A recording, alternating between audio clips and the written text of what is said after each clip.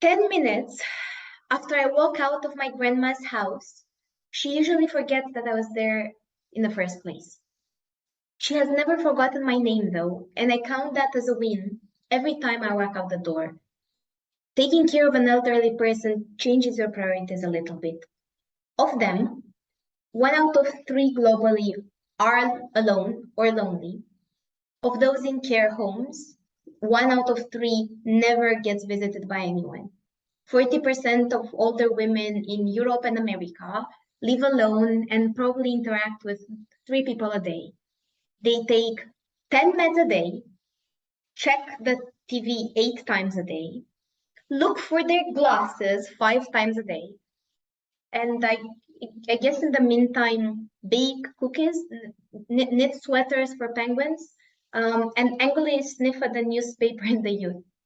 If it seems like a weird description, is because if no one is there when an old tree falls in the forest, it still falls. It still makes an audible sound. But there is no one there to hear it or document its fall.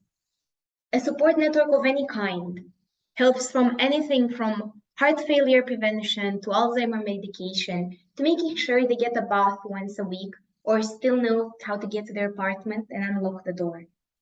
If their children moved away, they should come visit. If they have moved out of the country, they should call. And if they ask you to check on grandma, check on grandma.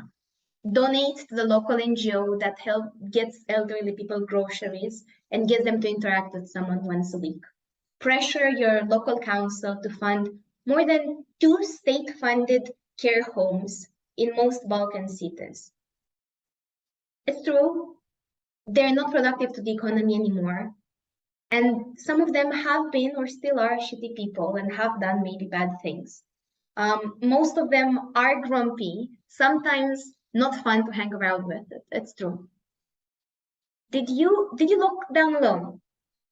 Did you get bored walking around the house aimlessly? How many times did you call your friends because you felt lonely? How many times did they make you feel bad for calling them? Do you think they ever closed your call because they knew you were gonna get kind of annoying? Did you get grumpy after waiting days and days on end for something to happen? If they've got arthritis, every step that they take hurts.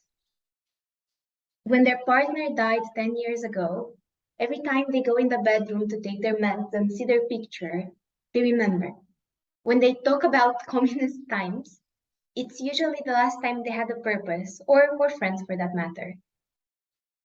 I get angry when my Netflix stops in the middle of the movie.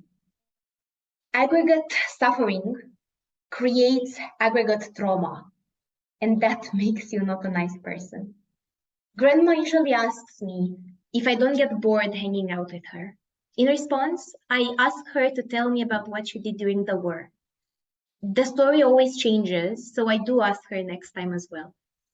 It's said that withholding judgment is a matter of infinite hope. I think this is far simpler. I think acting with as little judgment as possible to people that you don't like, but that do need help, is a matter of reasonable hope, and certainly common sense decency. When they forget us, it's because they physically cannot remember anymore. I am then unsure what our excuse is.